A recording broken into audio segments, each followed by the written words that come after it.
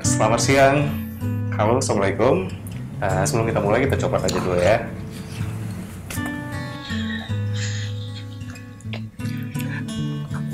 Ya, terima kasih. Sebelumnya, saya mau baca pantun dulu nih. Kelapangan mengembala keledai, bawa unta ke tengah gurun. Sebelum acara kita mulai, izinkan saya mengucapkan Assalamualaikum warahmatullahi wabarakatuh. Waalaikumsalam warahmatullahi wabarakatuh. Ya, seperti biasa, CPNS Corner hadir setiap hari Kamis dan di jam yang sama pastinya tayang di YouTube channel Inspektorat Jenderal Kementerian Agama atau search aja Itjen Kemenak. Dan kali ini bersama saya Sofyan Ali, CPNS Angkatan 2019, dan juga nanti akan ada narasumber yang pastinya akan menceritakan strateginya nih. Strategi khusus untuk memenangkan CPNS kemarin ya, rekrutmen CPNS 2019 kemarin. Dan langsung saja kita sapa nih bintang tamu kita yang sudah datang. Ada Mbak Miftahur Rahmah. Assalamualaikum warahmatullahi wabarakatuh. Waalaikumsalam. Saya Miftahur Rahmah. Oke. Jangan dulu dibahas. Jangan dibahas. Karena nanti saya bakal persilakan untuk bisa menjelaskan profil singkatnya. Oke. Mbak Miftah sudah divaksin ya? Alhamdulillah udah. Alhamdulillah. Jumat kemarin Ya? Vaksin keberapa nih? Vaksin kedua. Udah selesai insya Allah semua. kita sudah sedikit bisa Ya, boleh. melepaskan masker ya? Iya. Oke. Sebelum kita mulai, seperti biasa, saya mau tanya dulu nih, profil singkat dari Miftahur Rahmah. Oke. Kita persilahkan ya, Mbak Miftah. Silakan, Mbak. Nama saya Miftahur Rahmah, biasa dipanggil Rahmah atau Miftah. Saya saya berasal dari Jambi. Dari Jambi, sama ya, kita Sumatera. Terus saya kelahiran tahun 96. Formasi yang saya ambil CPNS tahun kemarin itu auditor. Oke ya. Tapi sebelumnya nih, sebelum menceritakan kenapa pengen ambil Kementerian Agama khususnya secara spesifik, terus saya mau tanya dulu, sebenarnya cita-citanya Mbak Rahmah ini apa sih? Kalau ditanya cita-cita, dulu saya banyak cita-citanya. Oke. Boleh nih diceritain, nggak masalah. Tapi boleh. Dulu tuh kita santai aja ya. Dulu karena dulu saya itu jurusan IPS. Oke. Kuliah jurusan IPS SMA. Nah, jadi itu saya mikirnya pengennya jadi diploma. Oke.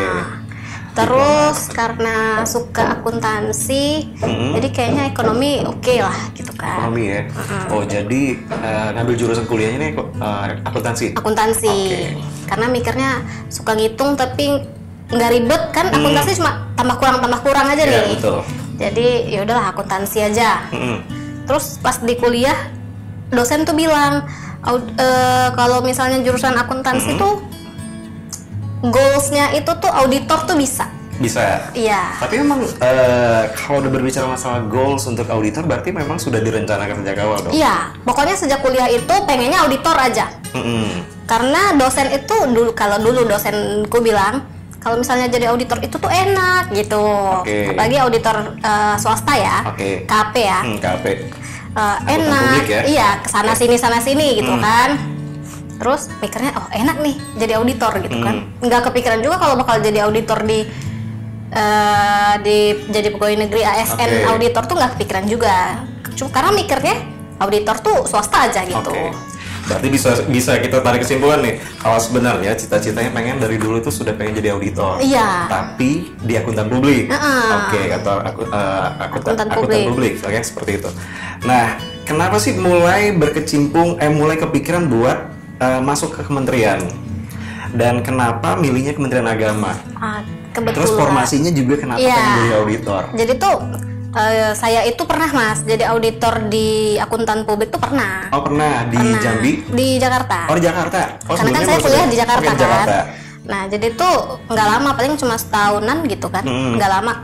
Dan ngerasa ya enak jadi auditor tuh enak gitu loh. Apalagi swasta kan enak banget. Terus akhirnya disuruh orang tua pulang ke Jambi. Di Jambi itu kan kayak yang namanya kota yang nggak terlalu besar seperti Jakarta itu kan nggak terlalu banyak ya. Nggak terlalu banyak. Apalagi hal audit gitu kan, nggak terlalu banyak. Jadi tuh saya itu pengen lagi jadi auditor tuh pengen lagi kan. Terus tuh ya udahlah cari terus tahun 2019 itu ada pembukaan CPNS, 2018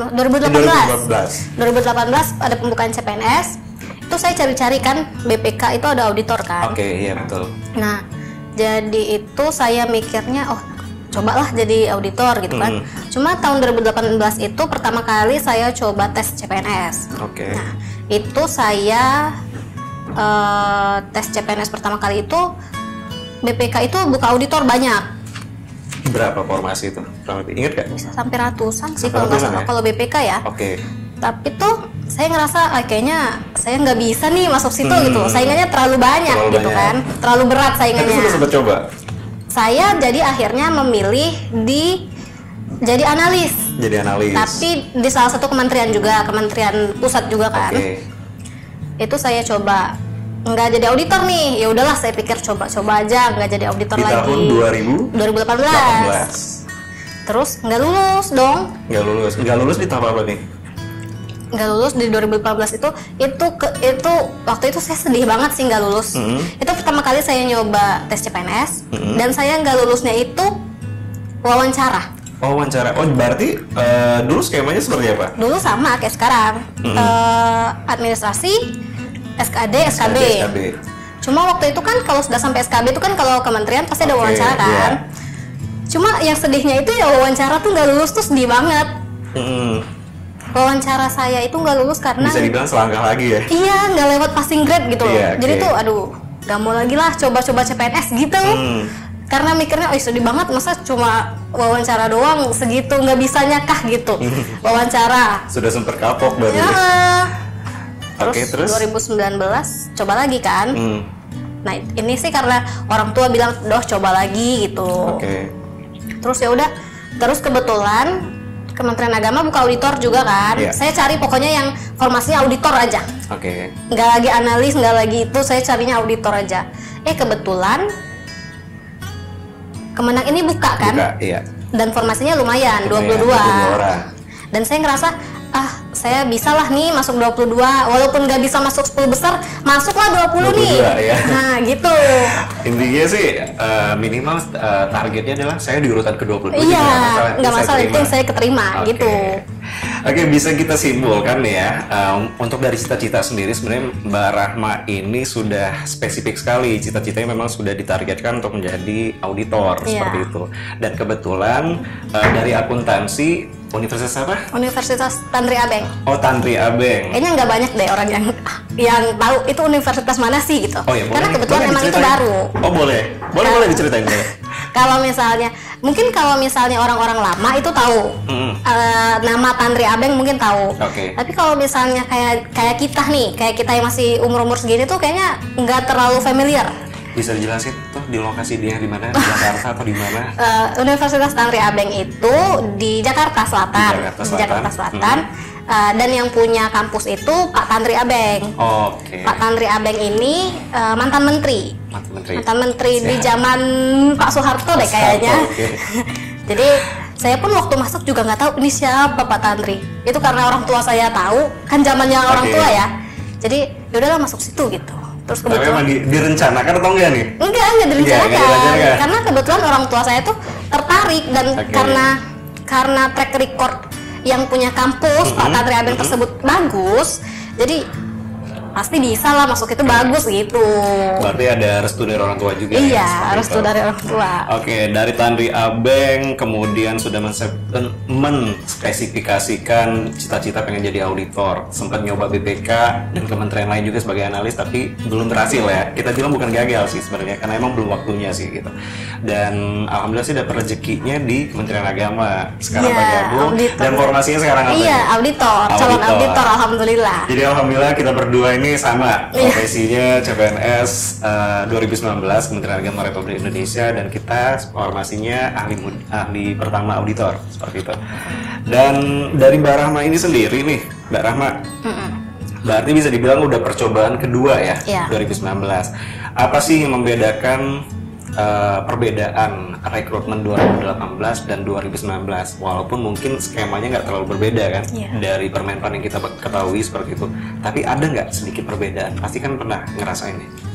Yang buat beda 2018 sama 2019 itu di soalnya ya. Di soalnya? Iya.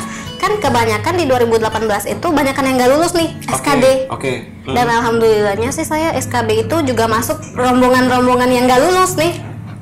Oke. Iya kan nggak lulus. Aduh itu udah mikir kan SKD, ya ampun nggak lulus kan. Kebanyakan nggak lulus TKP kan.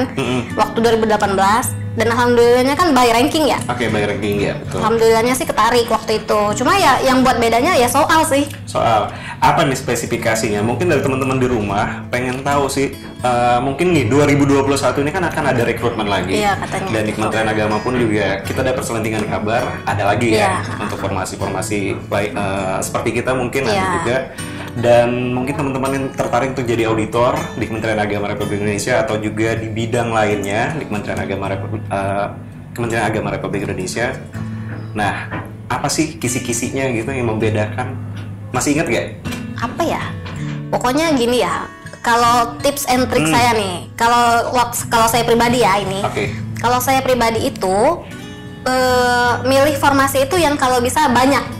Oke. Kalau saya pribadi. Itu strategi untuk pemilihan formasi. Karena ya kalau misalnya teman-teman yang lain merasa pede kalau dia bisa menjadi yang pertama satu-satunya, itu nggak apa-apa. Nggak apa-apa. Cuma kan kalau untuk saya kan saya tuh nggak pede ya. Yang menjadi yang nomor satu tuh saya nggak pede.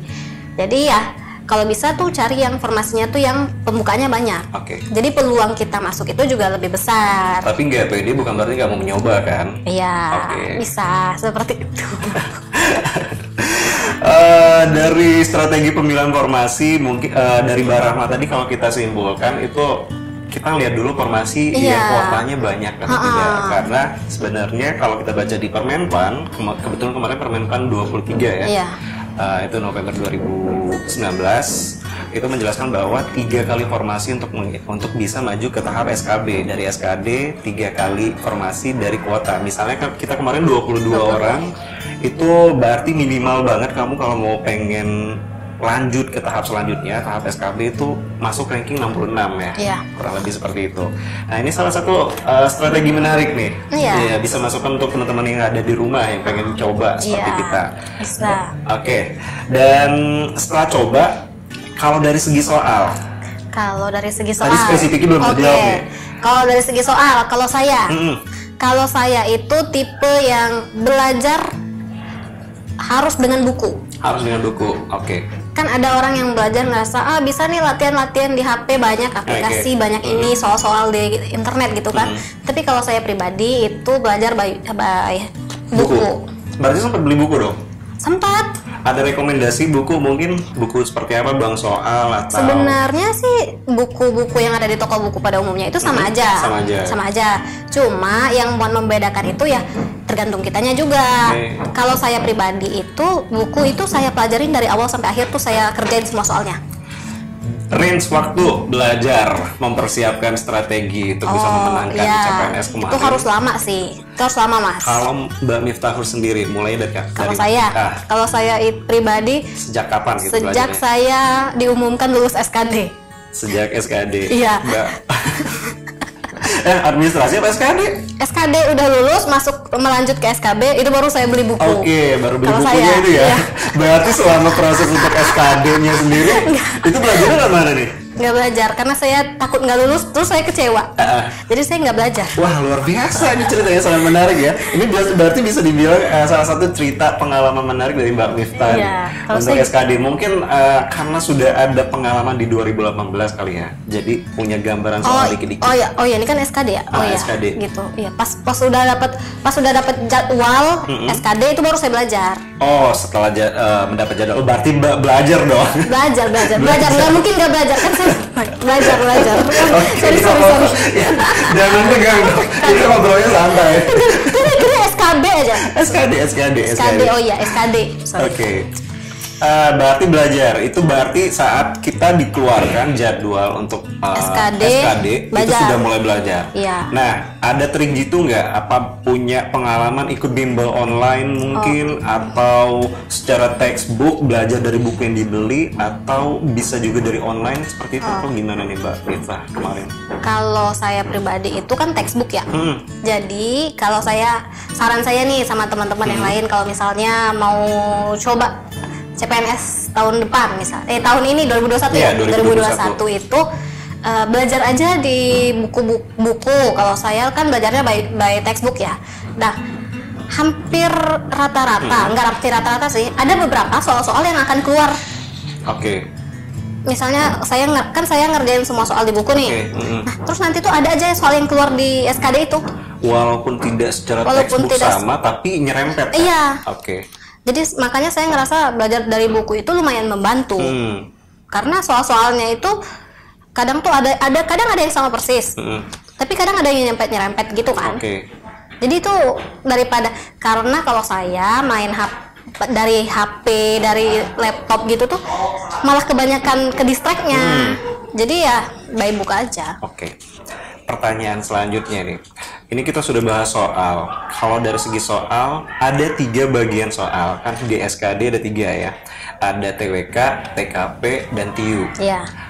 Iya, benar. Kalau dari urutan perankingan sih TKP, TIU, dan TWK seperti itu. Dari ketiga ini, mana yang paling termudah dan mana yang paling tersulit untuk Mbak Miftah kerjain? Kalau saya, tersulit di saya di 2019 kemarin itu yang paling sulit di saya TKP. TKP? Iya. Alasannya? Alasannya kan kalau TKP itu karena nilainya semuanya punya nilai, betul. Jadi semuanya menurut saya tuh mirip. Oke. Jadi saya tuh ragu. Terlebih tipe soal tahun kemarin itu kita pakai sistem hot ya. Iya. OTS ya, seperti itu. Nah, strateginya Mbak Miftah untuk bisa memenangkan? Strateginya, jadi kita harus tahu nih.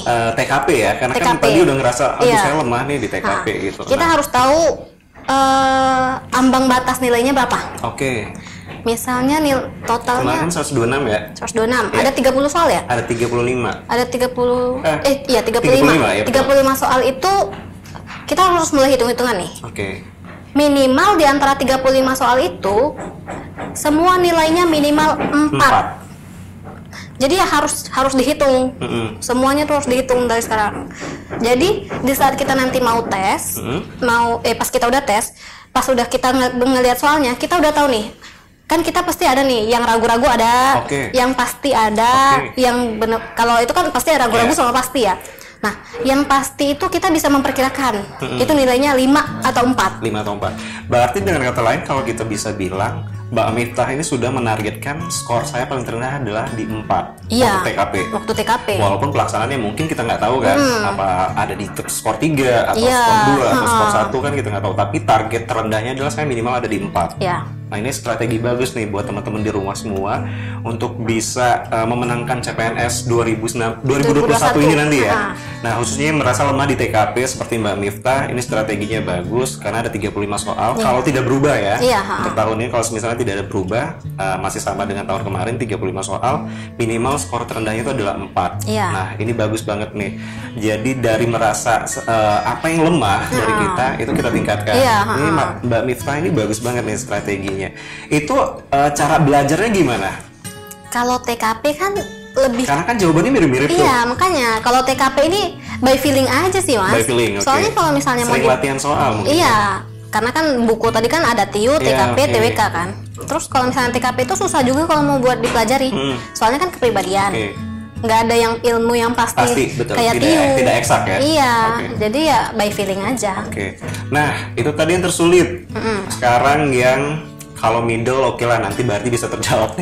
Yang termudahnya deh dari TIU dan TWK. Kalau karena saya tadi kan TKP tersulit ya. Nah, kalau saya pribadi TIU itu yang termudah. Karena biasanya udah sering gitu-gitu kan. Karena saya suka ngitung gitu kan. Jadi bisa dibilang strateginya bukan mengenyampingkan ya, atau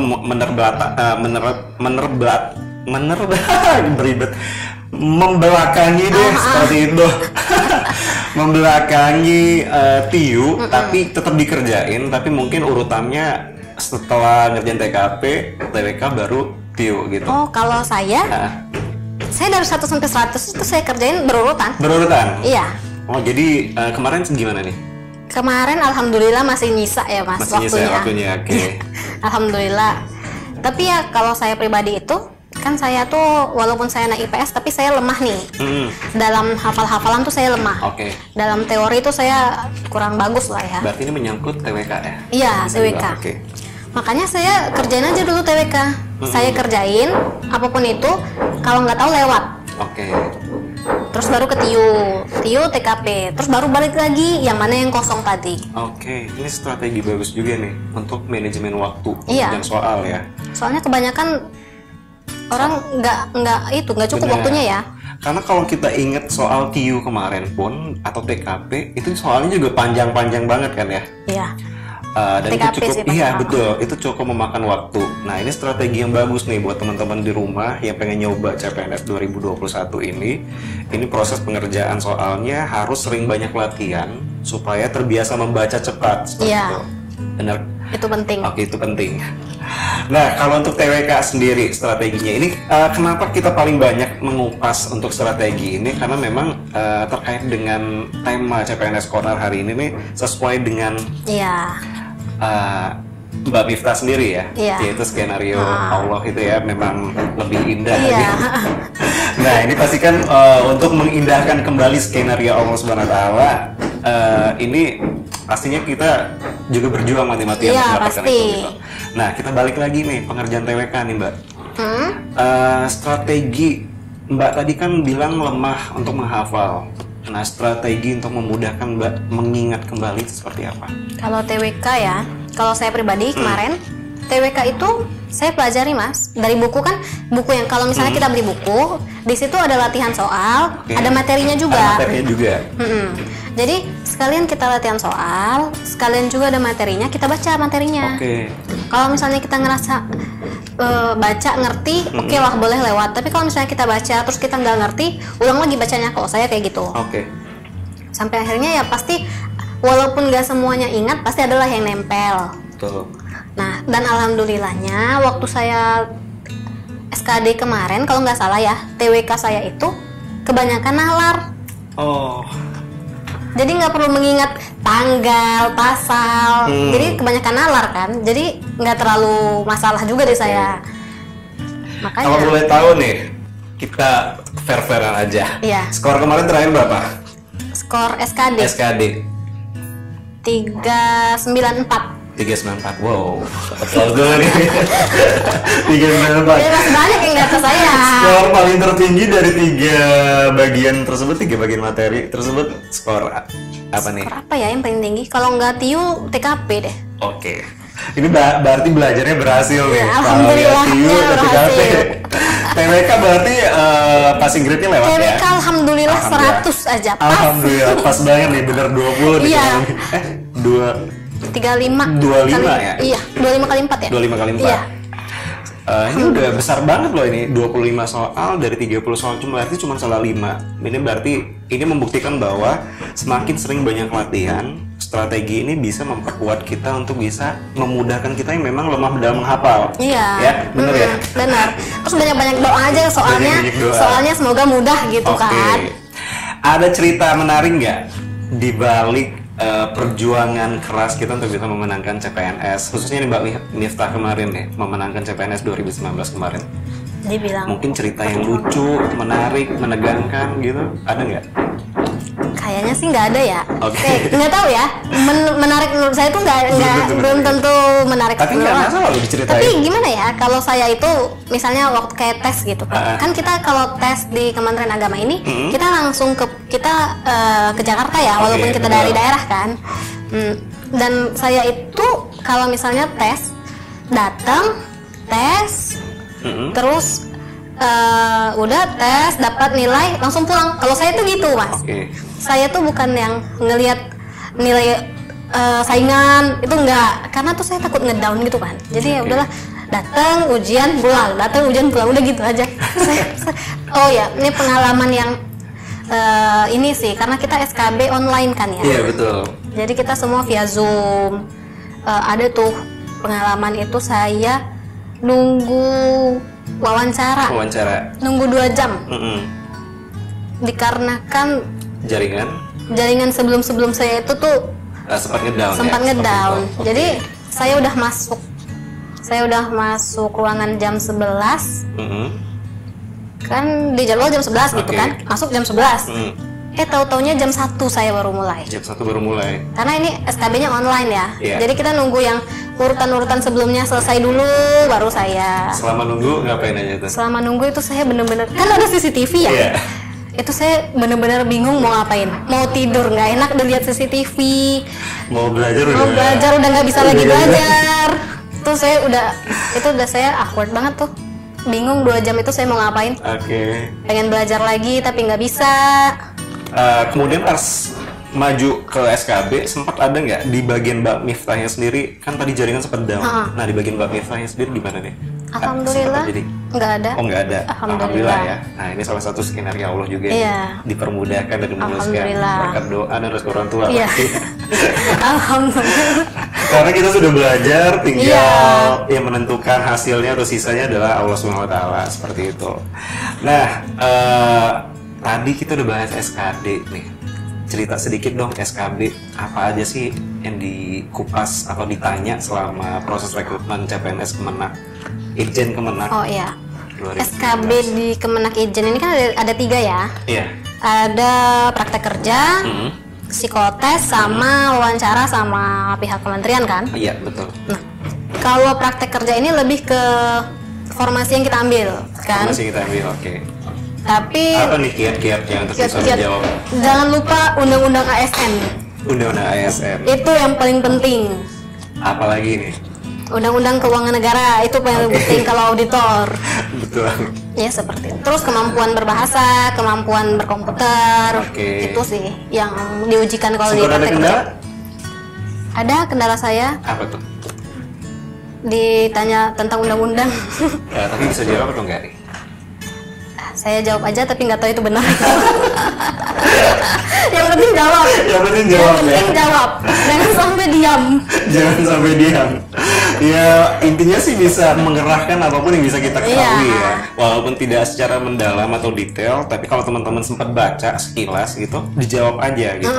Dan ini salah satu strategi supaya kita tuh tidak terlihat nggak tahu apa-apa gitu. Walaupun terlepas benar atau tidaknya, benar kata Mbak Miftah, ini wajib kita jawab gitu. Nah selanjutnya dari ujian praktek psikotes sempat ada kendala. Ada cerita menarik nih di psikotes. Itu psikotes kan rame ya? Iya rame psikotes itu, dan kebetulan karena sistemnya down ya, servernya down. Karena seluruh Indonesia makanya barengan. Waktu itu saya karena ramean, jadi tuh yang satu udah sampai mana, saya udah sampai mana, terus padahal saya udah sampai soal ke hampir 70. Oke. Tapi disuruh ulangnya 2 minggu lagi. 2 minggu lagi. Itu saya pada saat itu saya udah menghafali soal-soalnya itu apa aja. Dan nggak sama. Jangan dicoba-coba nih teman-teman yang ada di rumah, karena sistem perekrutan itu jauh lebih canggih dari apa yang kita pikirkan. Seperti itu. Karena memang benar, sedikit cerita ya, kita kemarin itu untuk yang angkatan 2019 khususnya seluruh yang ambil bagian di Kementerian Agama Republik Indonesia maupun satuan kerjanya apa aja seperti itu untuk psikotes sempat terjadi ada sedikit trouble dengan server gitu, tapi alhamdulillah sih terhandle lagi dengan baik di jadwal yang berikutnya seperti itu. Dan itu tadi soalnya sama sekali tidak ada pengulangan dan itu berbeda, jadi benar-benar kualitas soalnya itu terupgrade, bahkan lebih sulit. Lebih sulit dari itu. Orang-orang udah pulang, saya masih ngerjain psikotes. Oh gitu. Karena saya ngerasa ini kayaknya susah psikotesnya, saya mikirnya gitu. Oh seperti itu ya? Iya buat susah ya, tapi lama saya ngerjainnya. Orang-orang udah pulang tapi kok saya belum ya waktu itu ya. Pokoknya lama. Tapi alhamdulillah terjawab semua. Alhamdulillah terjawab semua. Nah kita balik ke wawancara nih. Wawancara ini ada yang menarik nggak dari pengalamannya Mbak Miftah? Mulai dari pertanyaannya atau seperti apa? Boleh diceritakan gitu apa yang Mbak inget deh? Kalau wawancara itu lebih ke moderasi beragama ya. Oke, moderasi beragama. Moderasi beragama. Terus agama yang kita anut.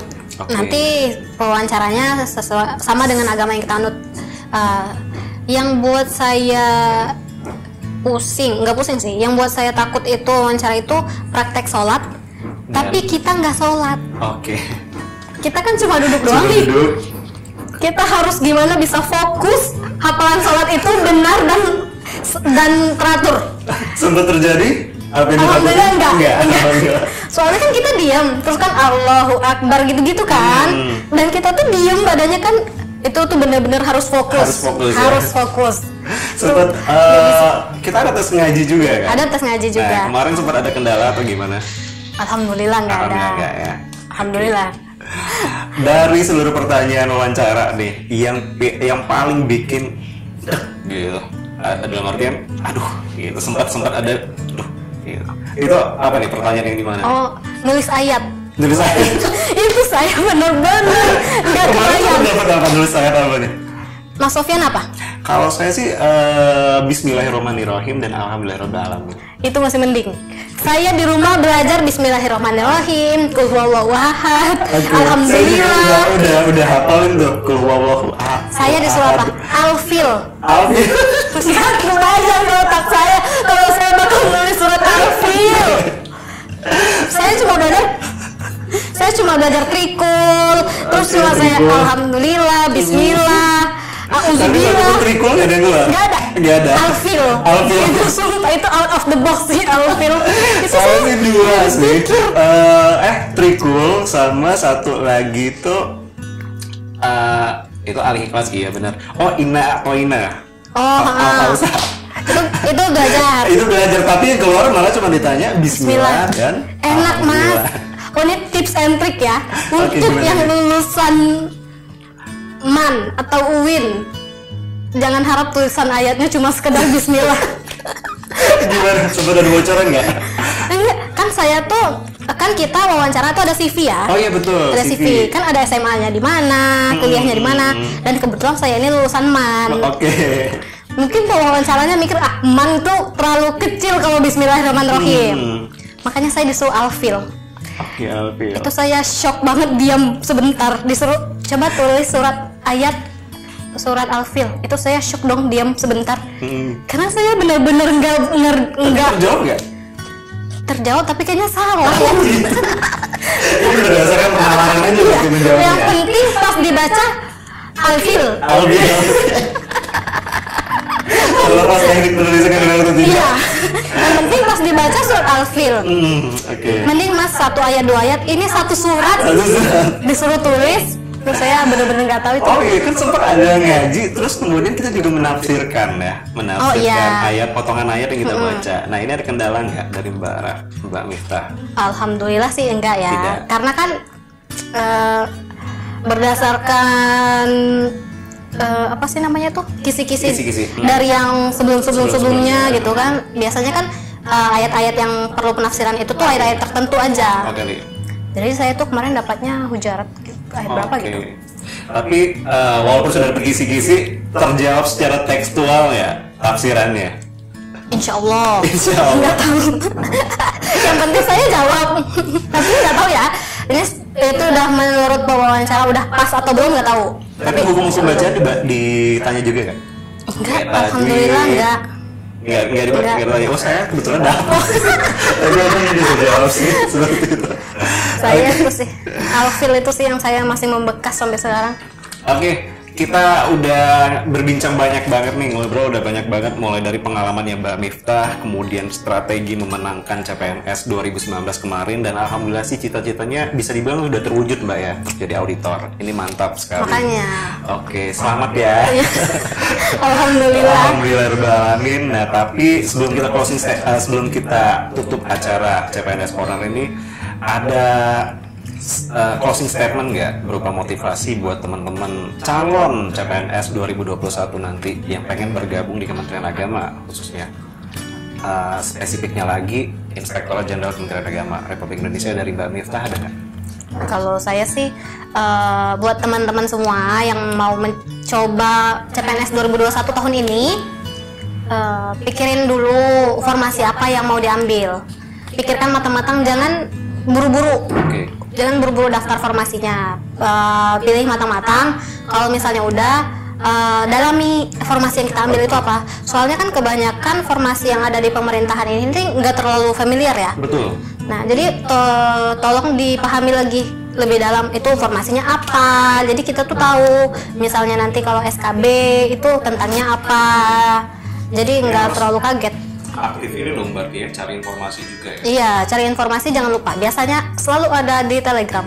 Oke. Dan ini informasi sangat menarik sekali dan motivasinya sangat berguna sekali, khususnya buat teman-teman nanti yang pengen coba CPNS 2021. Dan sekarang kita sudah ada di akhir penghujung acara CPNS Corner edisi Kamis ini. Terima kasih untuk teman-teman semua yang sudah menyaksikan, dan jangan lupa untuk subscribe dari YouTube channel Itjen Kemenang. Tinggal di search aja Itjen Kemenang, jangan lupa di subscribe karena subscribe itu gratis. Dan yang pasti kalau kamu sudah subscribe itu nantinya kamu mensupport tim dari TU Humas Itjen Kemenang untuk bisa mengembangkan program-program acara yang penuh informasi ya, inovatif dan pastinya kreatif seperti itu. Akhirnya saya Sofyan Ali, CPNS Angkatan 2019, dan juga Mbak Miftahur Rahma, CPNS 2019. Mohon pamit undur diri dan kita ucapin wassalamualaikum warahmatullahi wabarakatuh. Salam CPNS Corner.